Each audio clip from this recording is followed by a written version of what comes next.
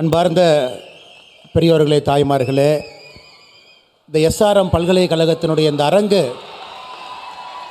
எப்பொழுது நிரம்பி வழிந்தாலும் கூட மேடையிலிருந்து பார்க்கும் பொழுது ஒரு பெரிய மகிழ்ச்சி ஏற்படும்.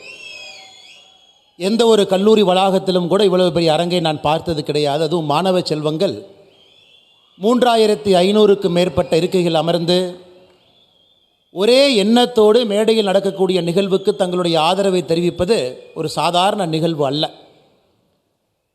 சொல் தமிழா சொல் என்கின்ற அற்புதமான நிகழ்வு முதன்முறையாக எஸ்ஆர்எம் குழுமம் இதை நடத்தியிருக்கின்றார்கள். தமிழகம் முழுவதுமே 9 மண்டலங்களில் கிட்டத்தட்ட 2000க்கும் மேற்பட்ட சகோதர சகோதரிகள் அவர்களுக்கு வழங்கப்பட்ட தலைப்பில் பேசி இன்றைக்கி இறுதிச் சுற்று, நேற்றும் இன்றும் இணைந்து இறுதிச் சுற்று நடந்து கொண்டிருக்கிறது. மேடையில் இவ்வளவு பெரிய மேடையில் பேசணும்னா ஒரு பெரிய தைரியம் வேணும். நான் மேடையில் இருக்கக்கூடிய பெரிய தலைவர்களை பற்றி பேசுவதற்கு முன்பாக இந்த வார்த்தையை இங்கே குறிப்பிட விரும்புகின்றேன். எங்கேயோ ஒரு இடத்துல நான் படித்தேனுங்க, அது இன்றைக்கி ஞாபகம் வருது. Courage is not the absence of fear, it is the ability to mask fear. தைரியம் என்பது பயமின்மை என்கின்ற பொருள் அல்ல. ஒரு இடத்தில் நம்முடைய பயத்தை மறைத்து நிற்பது தைரியத்திற்கான அறிகுறி என்கின்ற வார்த்தை இது. இந்த மேடையில் இருக்கக்கூடிய ஒரு மாணவ செல்வங்களும் கூட எவ்வளவு தைரியம் வேணுங்க, எவ்வளவு தைரியம் வேணும். இவ்வளவு பேருக்கு முன்னாடி வந்து நின்னாங்கனாவே அப்படியே பயந்து நிற்பேன்.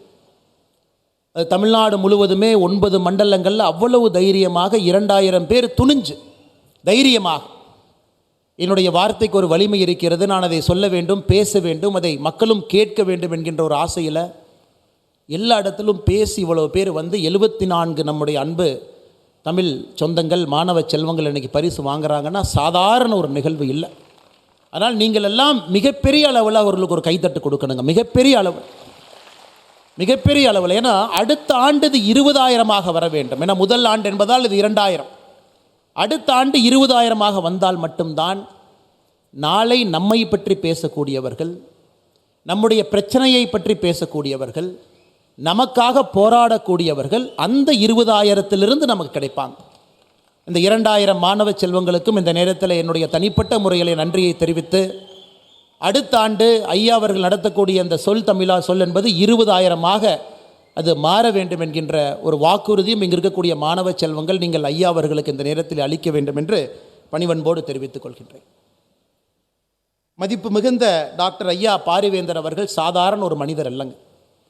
86 அகவையில் இங்கு அமர்ந்திருக்கின்றார். 86 அகவை, எல்லா துறையிலும் கூட கால் பதித்து சாதனையை செய்திருக்கக்கூடியவர்கள். அரசியல் துறை ஒரு பக்கம், சினிமா துறை ஒரு பக்கம், மீடியா அண்ட் என்டர்டெயின்மெண்ட் அந்த துறை ஒரு பக்கம், சிமெண்ட் நிறுவனத்திலிருந்து சாஃப்ட்வேர் கம்பெனியிலிருந்து ஒரு சாதாரண ஒரு மனிதன் சென்னையில் பல ஆண்டுகளுக்கு முன்பு ஒரு கோச்சிங் சென்டர், மாணவ செல்வங்களுக்கு இம்ப்ரூவ்மெண்ட் கோச்சிங் சென்டர் அதை ஆரம்பித்து இன்றைக்கி தமிழகத்தினுடைய ஒரு தலை சிறந்த பல்கலைக்கழகத்தினுடைய வேந்தர். அதையெல்லாம் தாண்டி போன பாராளுமன்றத்தில் ஐயா வந்து எம்பியாக இருந்தாங்க. ஒரு அற்புதமான பாராளுமன்ற உறுப்பினர். அவருடைய அட்டெண்டன்ஸ் ரெக்கார்டை பாருங்கள். 80 வயசில் ஒருவர் 80 விழுக்காடுக்கு மேலே பாராளுமன்றத்தில் அட்டெண்டன்ஸ் வச்சுருக்கிறாங்கன்னா அது சாதாரண ஒரு நிகழ்வு அல்ல. மக்களின் மீது மதிப்பும் மரியாதையும் இருந்தால் மட்டும்தான் அந்த வேள்வி. பல முறை நான் பார்ப்பேன், இரவு நாங்கள் இருவரும் உணவுக்கு சில நேரத்தில் சந்திக்கும் பொழுது 11 மணிக்கு சந்திப்போம். அடுத்த நாள் பாராளுமன்றம் இருக்கும். காலையில் 5:40 விமானத்தை எடுப்பாங்க சென்னையிலிருந்து டெல்லிக்கு சென்று நான் பாராளுமன்றத்திற்கு செல்ல வேண்டும் என்று. அப்படிப்பட்ட ஒரு வேட்கை. அது மட்டும் இல்லாமல் 5 ஆண்டுகளில் தன்னுடைய தனிப்பட்ட சொத்தாக 400 கோடி ரூபாய்க்கு மேலே அந்த தொகுதி மக்களுக்கு செலவு செய்திருக்கக்கூடிய ஒரு மாபெரும் மனிதர். வள்ளல் பாரியாகவும் அதே நேரத்தில் வேந்தராகவும் இருந்து 40 லட்சம் ரூபாய் இன்றைக்கி பரிசு பொருட்கள் அள்ளி வழங்கி இருக்கிறாங்க. பணம் பெரிதல்ல. எங்கேயோ ஒரு இடத்துல படித்திருக்கின்றேன், ஒரு சங்க புலவன் மன்னன் முன்னாடி போய் நிற்கிறாங்க. பாடிய பிறகு பரிசு வரவில்லை. அந்த புலவன் அவர்கள் சொல்லுகின்றார், மன்னவனும் நீதானோ வளநாடும் நின்னதோ. இந்த உலகத்தில் மன்னவன் நீ மட்டும்தான் இருக்கின்றாயா, உன்னிடம் மட்டும்தான் வளமான நாடு இருக்கா? ஒரு பாடிய புலவனுக்கு பரிசு கொடுக்க முடியவில்லை, இல்லை என்றால் எப்படிப்பட்ட மன்னன் நீ என்று சொல்லி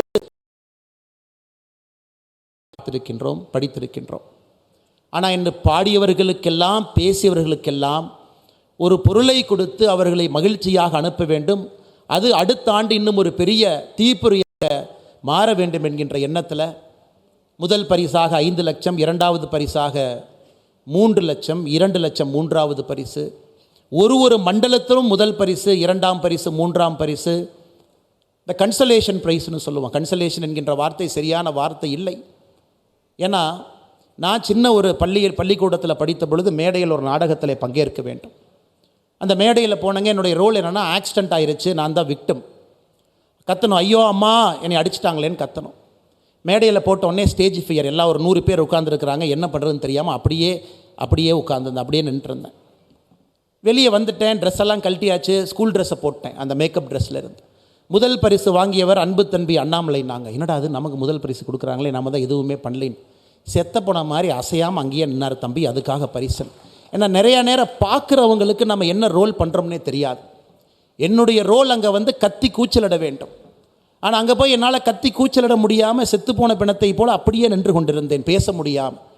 அந்த ஸ்டேஜ் ஃபியர். ஆனால் பரிசு கொடுத்தார்கள். காரணம், இந்த பையன் ரோலை நல்லா பண்ணியிருக்கான். காரணம், இந்த பையனிடம் எதிர்பார்க்கப்பட்ட ரோலே செத்துப்போன பிணத்தை மாதிரி நடிக்கணும் மாட்டிருக்கு. அப்படி அதுபோல தான் பரிசு வாங்கியவர்களும் பரிசு வாங்காதவர்களும். 2000 பேரத்தில் 74 பேர் பரிசு வாங்கியிருந்தாலும் நல்லவர்கள் சில பேர் வாங்காமல் இருந்திருப்பார். இந்த மேடையின் மீது நின்றிருக்கின்றார்கள், தைரியமாக பேசியிருக்கின்றார்கள். பரிசு பெரிதல்ல, பொருள் பெரிதல்ல, பணம் பெரிதல்ல, அந்த துணிவு பெரிது. இந்த மேடைக்கு நீங்கள் கொடுத்த மரியாதை பெரிது, அன்னை தமிழுக்கு நீங்கள் கொடுத்த அந்த மரியாதை பெரிது. அதற்காக இந்த 2000 பேரும், குறிப்பாக இந்த 74 பேரும் பங்கேற்ற எல்லோருக்கும், வென்றவர்களுக்கும் பங்கேற்றவர்களுக்கும் இந்த நேரத்தில் மறுபடியும் என்னுடைய மகிழ்ச்சியை தெரிவித்துக் கொள்கின்றேன். அண்ணன் சீமான் அவர்களை பற்றி நான் என்ன பேசுறதுங்க? ஒரு அரசியல் தலைவர், ஒரு அரசியல் கட்சியினுடைய தலைமை ஒருங்கிணைப்பாளர் என்று சொல்வதை விட ஒரு போர்க்களத்தில் நிற்கக்கூடிய தளபதியாகத்தான் என்றும் நான் அண்ணன் சீமான் அவர்களை பார்த்து கொண்டிருக்கின்றேன். காரணம், அவருடைய கொள்கை, அந்த கொள்கையிலே அவர் எடுத்திருக்கக்கூடிய உறுதி பூண்ட ஒரு நிலைப்பாடு, அதற்காக எதை இழந்தாலும் பரவாயில்லை என்று தைரியமாக அந்த போர்க்களத்திலே போராடக்கூடிய மாண்பு, இது அண்ணன் சீமான் அவர்களை தமிழக அரசியலில் ஒரு தனிப்பெரும் தலைவராக உயர்த்தி நின்று கொண்டிருக்கின்றார்கள். என்று எனக்கும் சீமான் அண்ணனுக்கும் பெரிய வித்தியாசம் இல்லைங்க. நான் தேசியத்தில் தமிழை பார்க்குறேன், அண்ணன் தமிழில் தேசியத்தை பார்க்குறாரு, அவ்வளோதாங்க வித்தியாசம். இருவருக்கும் ஒரு பெரிய வித்தியாசம் இல்லை. இருந்தும் எப்பொழுதும் அண்ணன் சீமான் அவர்களுக்காக தொடர்ந்து ஆதரவாக நான் குரல் கொடுத்து கொண்டிருப்பதற்கான காரணம், இன்றைக்கி அரசியல் களத்தில் பார்த்திங்கன்னா அந்த நேர்மையும் நெஞ்சுறுதியும் குறைந்திருக்கிறது. அது இருக்கக்கூடிய ஒரு மனிதனாக தொடர்ந்து நிற்கக்கூடிய அண்ணன் சீமான் அவர்கள் இந்த நிகழ்ச்சியில் நாங்கள் இருவரும் பங்கேற்கக்கூடிய முதல் மேடையாக இது இருக்குது. அண்ணன் அவர்களுக்கும் இந்த நேரத்தில் என்னுடைய நெஞ்சார்ந்த வாழ்த்துக்களை தெரிவித்துக் கொள்கின்றேன்.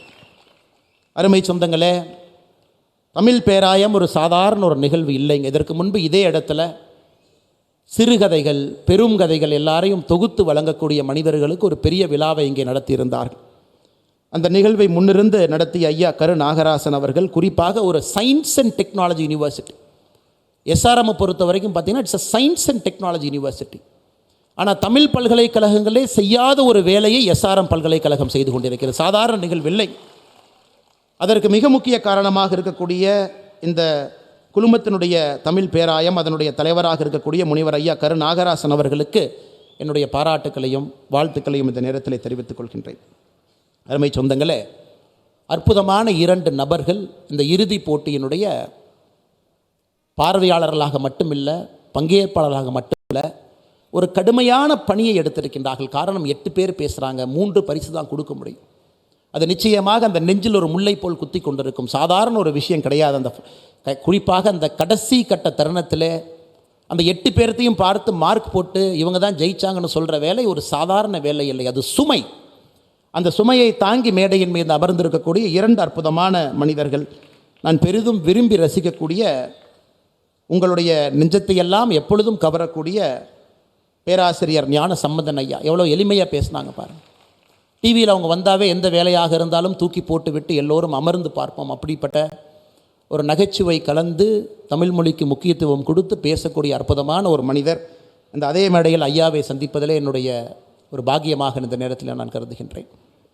அதே போல் மீடியா துறையில் எனக்கு ரொம்ப நெருங்கிய ஒரு மனிதர், நேர்மையானவர், நடுநிலைமையானவர், தன்னுடைய கருத்தை உறக்கமாக பேசக்கூடியவர், எல்லோரையும் மதிக்கக்கூடியவர், எந்த அரசியல் கட்சியாக இருந்தாலும் ஒரு நிலைப்பாடு எடுக்காமல் எல்லோருக்கும் சமமான மேடையை அமைத்து கொடுக்கக்கூடிய புதிய தலைமுறை தொலைக்காட்சி குழுமத்தினுடைய நிறுவன சீனியர் எடிட்டராக இருக்கக்கூடிய அருமையன் கார்த்திகேயன் அவர்களுக்கும் இந்த நேரத்தில் என்னுடைய நெஞ்சார்ந்த வாழ்த்துக்களை, நன்றிகளை இந்த நேரத்தில் தெரிவித்துக் கொள்கின்றேன். அருமை சகோதரர் அருணாச்சலம் அவர்கள் பின்னாலிருந்து முழுவதுமாக இயக்கி இருக்கின்றார்கள். அவருக்கும் என்னுடைய வாழ்த்துக்களை தெரிவித்துக் கொள்கின்றேன்.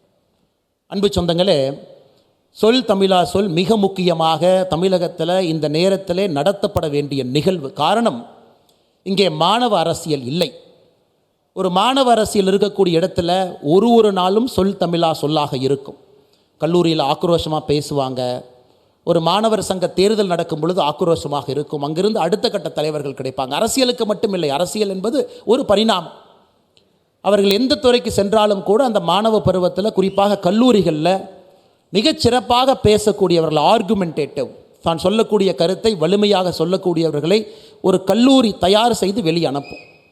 ஆனால் நம்முடைய சாபக்கேடு, என்னை கல்லூரிகளில் அரசியல் என்கின்ற வார்த்தை தவறாக போய் அது உச்சநீதிமன்றத்தில் ஜேம்ஸ் மைக்கேல் லிங்டோ அவர்கள் தலைமையில் போட்டிருக்கக்கூடிய கமிட்டியினுடைய ரிப்போர்ட், அதன் அடிப்படையில் இந்திய பல்கலைக்கழகத்தில் கல்லூரிகளில் மாணவ அரசியல் என்பது கடுமையாக ஒரு நெருக்கடியில் நின்று கொண்டிருக்கிறது. அப்போ மாணவங்களுக்கு பேசுவதற்கான மேடை எங்கே இருக்குது, வாய்ப்பு எங்கே இருக்குது, எங்கே வந்து அவருடைய கருத்தை ஆணித்தரமாக அவர்கள் பதிவு செய்ய முடியும்? இன்றைக்கு ஒரு பெரிய மாமன்றத்தை நம்முடைய SRM குழுமம் உங்களுக்காக ஏற்படுத்தி இருக்கின்றார்கள். இந்த சொல் தமிழா சொல் என்பது எல்லாத்தையும் தாண்டி தமிழகத்தினுடைய அரசியலாக இருக்கட்டும், தமிழகத்தினுடைய அடுத்த கட்ட தலைவர்களாக இருக்கட்டும், பேச்சாளராக இருக்கட்டும், எல்லோரையும் அடையாளம் காட்டக்கூடிய மேடையாக மாறி இருக்கிறது. இது முதல் ஆண்டு.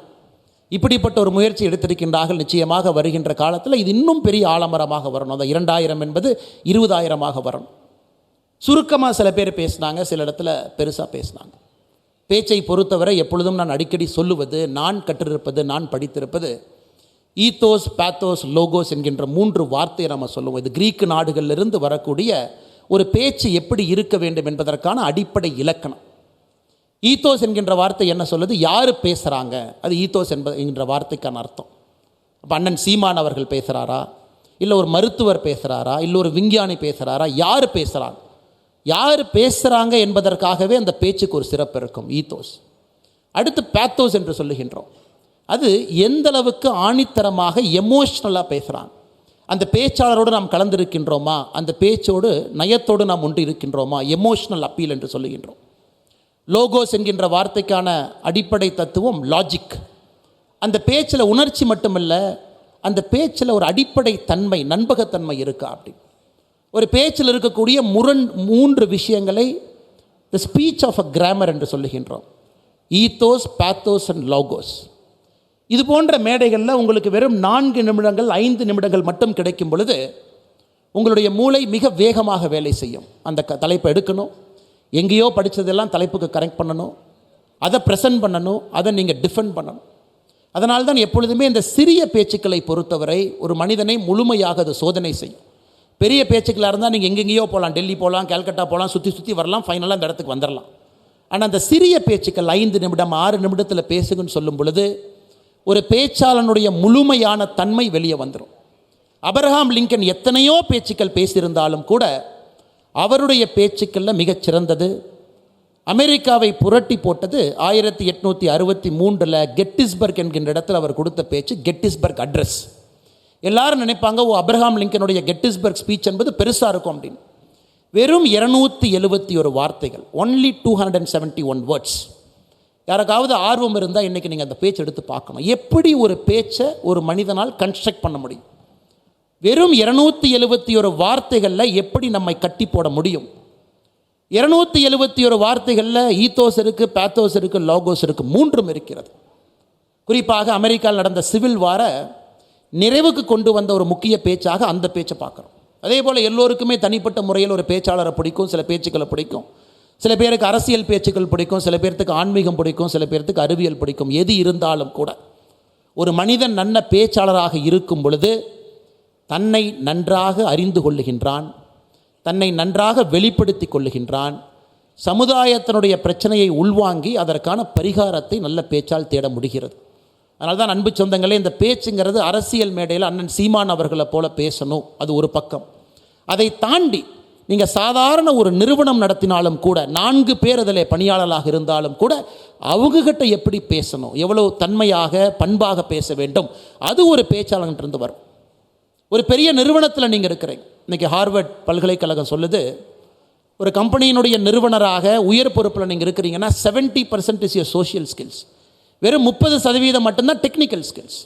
ஒரு கம்பெனியினுடைய சிஇஓ இருக்கிறீங்க, மைக்ரோசாஃப்டுடைய சிஇஓ இருக்கிறீங்க, 70% அந்த பொறுப்பினுடைய அடிப்படை உங்களுடைய சோஷியல் ஸ்கில்ஸ். எப்படி பேசுகிறீங்க, எப்படி ஒரு பொருளை விற்கிறீங்க, ஒரு கான்ஃப்ளிக்ட் இருக்கும்போது எப்படி டீல் பண்ணுறீங்க. வெறும் 30% மட்டும்தான் டெக்னிக்கல் நாலேஜ். அதனால் நீங்கள் வாழ்க்கையில் மேலே போக ஆரம்பிக்க உங்கள் டெக்னிக்கல் நாலேஜ் குறைவாகவும் உங்கள் சோஷியல் நாலேஜ் அதிகமாக இருக்கும். அது எங்கிருந்து வருங்க? பேச்சிலிருந்து வரும். இந்தியாவில் நமக்கு நிறைய சாதனையாளர்கள் வேண்டும், எல்லா துறையிலும் வேண்டும். அந்த சாதனையாளர்கள் தன்னை நன்றாக வெளிப்படுத்தி கொள்ள வேண்டும். தான் பணி செய்யக்கூடிய இடத்துல எல்லோரிடமும் நல்லா பழகணும், சோஷியல் ஸ்கில்ஸ் இருக்கணும். அதற்கு மேடை பேச்சு அவசியம். ஆனால் இன்றைக்கி மேடை பேச்சுக்கள் பொது இடத்துல வந்து பேசுவதை விட அதிகமாக செல்ஃபோனை பார்க்குறோம், கம்ப்யூட்டரை பார்க்குறோம், இன்ஸ்டாகிராமில் பேசாமல் ஒரு கருத்தை போட்டுட்டு ஓடி போய் ஒளிஞ்சிக்கிறோம். அது இன்றைய தலைமுறைக்கு இருக்கக்கூடிய அடிப்படை பிரச்சனையாக நான் பார்க்கின்றேன். ஒரு கருத்து இன்ஸ்டாகிராமில் சமூக வலைதளத்தில் போடுகின்றோம், அது முக்கியம், அந்த கருத்துக்கு ஒரு வலிமை இருக்குது. அதை விட பெரிய வலிமை வெளியே வந்து நீங்கள் பேசும் பொழுது உங்களுடைய பேச்சுக்கு அதை விட பெரிய வலிமை இருக்குது. அதனால் இந்த இன்ஸ்டாகிராம், சோஷியல் மீடியா, இந்த யுகத்தில் இருக்கக்கூடிய குழந்தைகள் நீங்கள் பேசி பழகணும், நிறைய பேசணும். நீங்கள் பேசும் பொழுது மட்டும்தான் தடுமாற்றத்திலேருந்து வெளியே வருவீங்க. ஏன் இங்கே உங்கள் முன்னாடி தைரியமாக நான் பேசிகிட்டு இருக்கேன். எனக்கு ஒரு காலத்தில் திக்கி பேசும், எனக்கு ஒரு காலத்தில் திக்குவா, என்னால் பேச முடியாது. நான் பஸ்ஸில் போய் டிக்கெட் எடுக்கணும் அப்படின்னா கூட நான் வந்து சிரமப்படுவேன். என்னால் சில வார்த்தைகள் வராது, இப்போ வராது, வராது. அப்போ டிக்கெட் எடுப்பதற்கு கூட நான் சிரமப்படுவேன். நான் படிக்கக்கூடிய பள்ளியில் ஒரு ஆசிரியர் கண்டுபிடிச்சிட்டாங்க, அண்ணாமலை கிட்ட வந்து சில வார்த்தையை டக்குன்னு கேட்டால் அவனால் பேச முடியாது, அதனால் பொறுமையாக கேட்டால் தான் பேசுவான். 6வது 7வது படிக்கும் பொழுது அந்த ஆசிரியர் என்ன பண்ணாங்கன்னா, என்னை அதிகமாக பேச வச்சாங்க. ஸோ டெய்லி வந்து அன்றைய தினம் செய்தித்தாளை வாசிக்கணும், தம்பி அண்ணாமலை வாசிப்பார். ஒரு பெரிய பேச்சாளர் வந்து பேசுகிறாங்க, அந்த பேச்சாளருக்கான முன்னுரிமையை முகவரியை அண்ணாமலை சொல்லுவார், நன்றி அறிவிப்பு அண்ணாமலை பேசுவார். பேச வச்சாங்க. பேசிக்கொண்டே இருந்தேன். முதல்ல பயமாக இருக்கும், பேச்சு வராது, ஏளனமாக பார்ப்பார்கள், கை தட்டுவார்கள், எனக்கே ரொம்ப தர்ம சங்கடமாக இருக்கும். ஆனாலும் அந்த ஆசிரியர் தொடர்ந்து என்னை ஒரு மேடையிலும் ஏற்றி என்னை பேச வைத்த பிறகு ரொம்ப நாளைக்கு அப்புறம் தான் எனக்கு தெரிஞ்சிச்சு, யாருக்காவது திக்குவாய் இருக்குன்னா அது ஃபிசிக்கல் கிடையாது, அது மென்டல், மனதில் எங்கேயோ ஒளிந்திருக்கக்கூடிய ஒரு பிரச்சனையால் மட்டும்தான் சில வார்த்தைகள் வராது. ஆனால் நீங்கள் எங்கிருந்தாலும் எப்படிப்பட்ட மனிதர்களாக இருந்தாலும் பேசுங்கள், பேசிக்கொண்டே இருங்கள். நீங்கள் யார் என்பதை வெளிப்படுத்தி கொண்டே இருங்கள். இந்த உலகத்தை வசப்படுத்துங்கள். வருகின்ற நாட்கள் வசந்த காலமாக இருக்கட்டும். இன்றைக்கி நிறைய அரசியல் தலைப்புகள் இருந்துச்சு. அதில் என்னுடைய கருத்தையும் இந்த நேரத்தில் நான் பதிவு செய்ய விரும்புகின்றேன். ஒரே நாடு ஒரே தேர்தல் வேண்டுமா வேண்டாமா? அற்புதமாக பேசினாங்க. வேண்டும்னு ஒருத்தர் பேசினாங்க, வேண்டான்னு பேசினாங்க. வெறும் 39 பாராளுமன்ற உறுப்பினர்கள் இருக்கக்கூடிய ஒரு நம்முடைய தாய் தமிழ்நாட்டிலிருந்து 543 பாராளுமன்ற உறுப்பினர்கள் அமரக்கூடிய பாராளுமன்றத்தில் வருங்காலத்தில் ஒரு தமிழ்வன் பிரதமராக வர முடியுமா பேசினாங்க. 2 பேரும் சரியாக பேசினாங்க. முடியும் என்று பேசினாங்க, முடியாதுன்னு பேசினாங்க. என்னை பொறுத்தவரை இரண்டையும் சுருக்கி ஒரே வார்த்தையிலே பதிவு செய்ய விரும்புகின்றேன். அரசியல் எப்போ நல்லா இருக்கும், அரசியல் எப்போ ஆளுமை மிகுந்த மனிதர்கள் வந்து நாட்டை திருத்துவார்கள் என்றால், தேசிய கட்சிகள் தேசிய பிரச்சனைகளை முதன்மையாகவும் மாநில நலனை முக்கியமாகவும் வைக்கும் பொழுது, அதே போல் மாநில கட்சிகள் மாநில பிரச்சனைகளை முதன்மையாகவும் தேசிய பிரச்சனையை முக்கியமாக வைக்கும் பொழுது மட்டும்தான் இந்திய அரசியல் மாறும். நான் சொன்னதை மறுபடியும் திரும்ப சொல்கிறேன். தேசிய கட்சிகள் தேசிய பிரச்சனைகளை முதன்மையாகவும் மாநிலத்தினுடைய பிரச்சனைகளை முக்கியமாகவும், அதே போல் மாநில கட்சிகள் மாநிலத்தினுடைய பிரச்சனையை முதன்மையாகவும் தேசியத்தில் இருக்கக்கூடிய பிரச்சனைகளை முதலாகவும் வைக்கும் பொழுது அரசியல் மாறும். ஆனால் இன்றைக்கி பார்த்திங்கன்னா ஒரு இக்கட்டான சூழலில் நம்முடைய அரசியல் இருக்குது. பிராந்திய கட்சிகள் எக்ஸ்ட்ரீமான ஒரு பொசிஷன் எடுக்கிறாங்க. அது கைத்தட்டுவதற்கும் கேட்பதற்கும் பேசுவதற்கும் நன்றாக இருக்கும். நேற்று ஒரு சகோதரர் பேசும்பொழுது ஒரு விஷயத்தை சொன்னாங்க.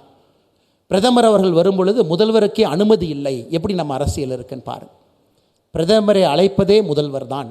பிரதமரை வர சொல்ல வேண்டிய பொறுப்பே முதல்வருக்கு தான் இருக்குது. பிரதமர் வரும்பொழுது முதல் ஆளாக இருந்து பிரதமரை வரவேற்க வேண்டிய கடமையும் உரிமையும் மாநிலத்தினுடைய முதலமைச்சருக்கு இருக்கு. ஆனால் நேற்று ஏதோ ஒரு காரணத்திற்காக மாநிலத்தினுடைய முதலமைச்சர் வரவில்லை. நான் இந்த மேடையில் அரசியல் பேசவில்லை என்றாலும் கூட, பிராந்திய கட்சிகள் ஒரு எக்ஸ்ட்ரீமுக்கு போகும் பொழுது, அதே போல் தேசிய கட்சிகள் ஒரு எக்ஸ்ட்ரீமுக்கு போகும் பொழுது அரசியல் கெட்டு போயிடுது. மக்கள் மிடில் மாட்டிக்கிட்டு முழிக்கிறாங்க, ரெண்டு பக்கம் பார்க்குறாங்க. அதனால் எல்லா கட்சிகளுக்கும் இந்த அடிப்படை வேலை இருக்கிறது. இருவரும் சென்டர் பாயிண்ட்டை நோக்கி வரணும். மாநிலத்தினுடைய நலனும் முக்கியமாக முதன்மையாக இருக்க வேண்டும், தேசத்தினுடைய நலனும் முக்கியமாக முதன்மையாக இருக்க வேண்டும். அது வர வேண்டும்னா நீங்கள் வரணும், இளைஞர்கள் வரணும், பேசணும், உள்ளே வரணும், ஆதிக்கத்தை செலுத்தணும். நிச்சயமாக வருகின்ற காலத்தில் நீங்கள் அதை செய்வீர்கள் என்கின்ற முழு நம்பிக்கை இருக்குது. மறுபடியும் மேடையில் இருக்கக்கூடிய எல்லா ஆன்றோர்கள், அறிஞர்கள், சான்றோர்கள் எல்லோருக்கும் என்னுடைய நல்வாழ்த்துக்களை தெரிவித்து, நானும் அண்ணன் சீமான் அவர்களும் ஒரே மேடையில் இருக்கிறனால நிச்சயமாக அது கான்ட்ரோவர்சியல் ஆகும். காரணம் என்னென்னா, என்ன பேசுனீங்க, நேற்று யாரை பார்த்தீங்க, இன்றைக்கி யாரை பார்த்தீங்க, இது என்னை பொறுத்தவரை இதையெல்லாம் தாண்டி நாம் அரசியலை பார்க்க வேண்டும். அரசியலில் மறுபடியும் மனிதர்களுக்கு மரியாதையும் முக்கியத்துவமும், எந்தவித கொள்கைகள், கோட்பாடுகள், வித்தியாசங்கள் இருந்தாலும் அதையெல்லாம் தாண்டி ஒரு சென்டர் பாயிண்டில் கைகுலுக்கி தமிழகத்தினுடைய நலனுக்காக, இந்தியாவுடைய நலனுக்காக அரசியல்வாதிகள் எப்பொழுதும் நிற்க வேண்டும்.